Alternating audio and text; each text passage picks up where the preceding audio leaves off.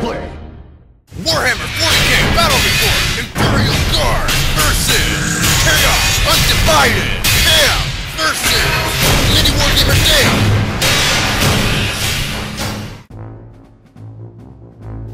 Mini Wargamer Dave here from MiniWargaming.com, and this is Cam McLean, my Imperial Guard opponent. This is his army. He's got a company command squad. He's got a medic, Voxcaster, 2 bodyguards, having a light flamer. Let's go on to the next. Next is a platoon command squad, medic, Voxcaster, having a light flamer.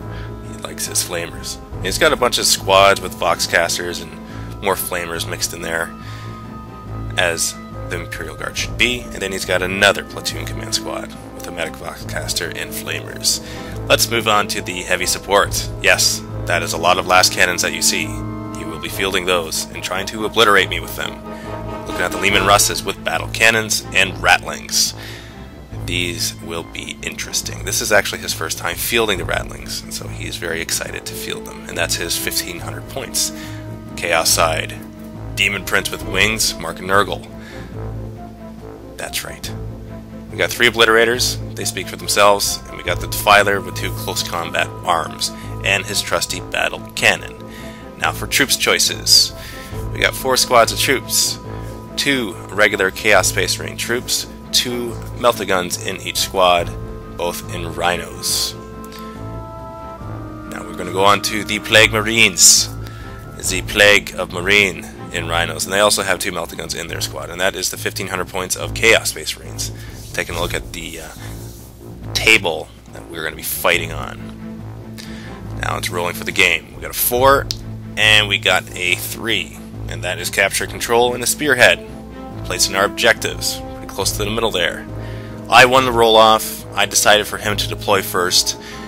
I didn't want to take any chances with him and his 3 battle cannons and his 12, yeah that's right, 12 last cannons that he will be firing onto me during this game.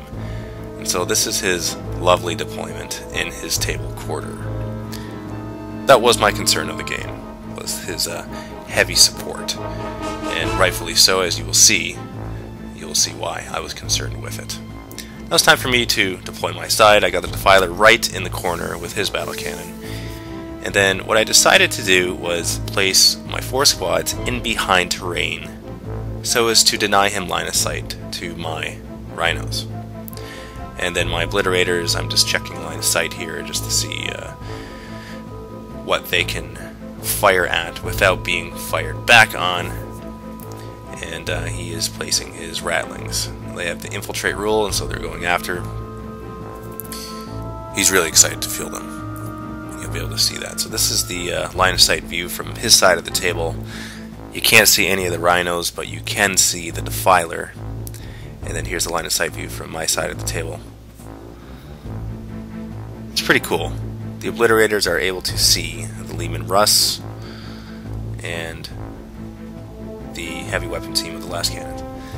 And so we're just about ready to fight here. Leman Russes are my concern. That's essentially 3 Defies, 3 battle cannons firing onto me. He's got a lot of pie plates there.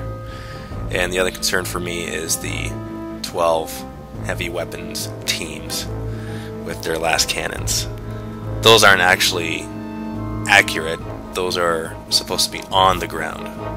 And my Demon Prince with wings and the Mark of Nurgle is going to deep strike into the game. I'm trying to steal the initiative here, and I fail epically.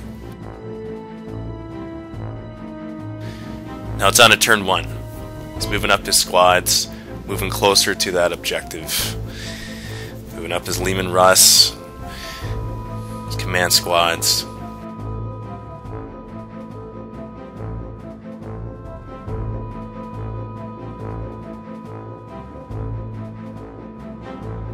Now we're on to the commander. He gives the order move, move, move. He passes his leadership, and they move an extra 5 inches.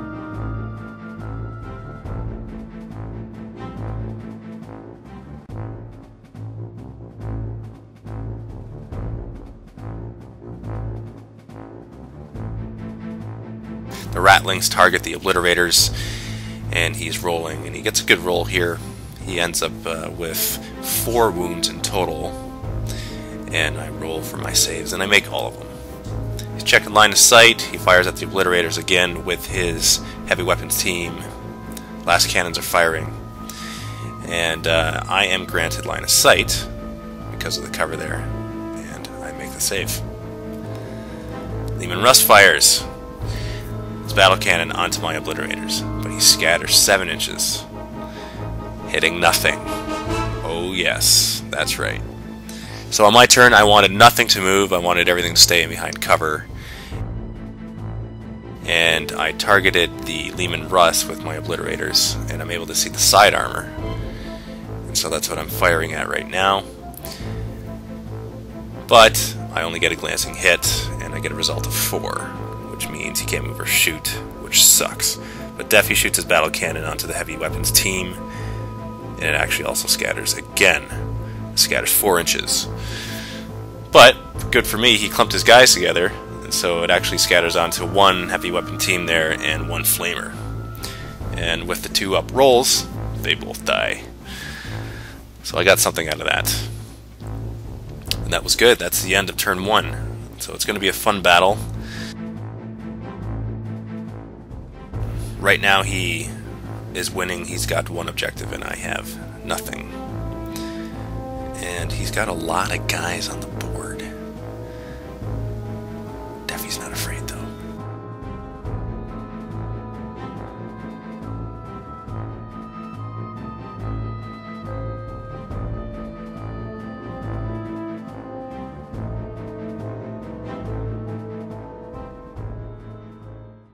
Visit miniwargaming.com to see our videos 1 month early.